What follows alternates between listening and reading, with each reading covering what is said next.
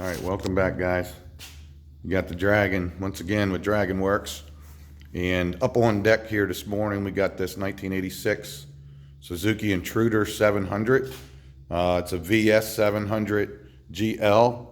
It came in for poor running condition, popping out of the back cylinder and carrying on. And we suspect that it's probably going to be a carb issue, just needs to be cleaned or rebuilt. But as always here at Dragon Worx, the very first thing I do is a compression check on the engine. This particular engine has 44,000. I did start it this morning. I thought I heard a slight ticking noise coming from the back, so that would suspect a valve situation. They get out of adjustment, especially with 44,000.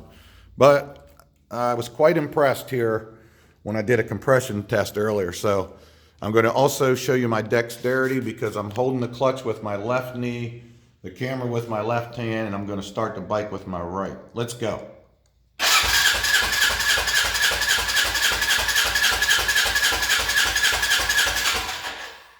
All right, I'll call it 175. So anyway, I already knew that because I did it earlier. Especially when I suspected I heard a noise coming out of that rear cylinder. I thought I was going to have low compression on that one, but actually they're both right at 175. So that's really good. That's a good thing.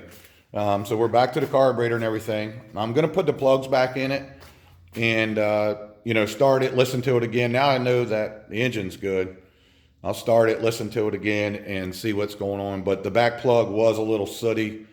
So probably just going to be a simple carb clean and all that. But we're not done diagnosing it yet. Could be a weak coil, spark plug wire, could be a number of things. Might have the same spark plugs in it for 5 years. Who knows? So Dragon will find out. All right, guys. Thanks for following along. Dragon says, peace out.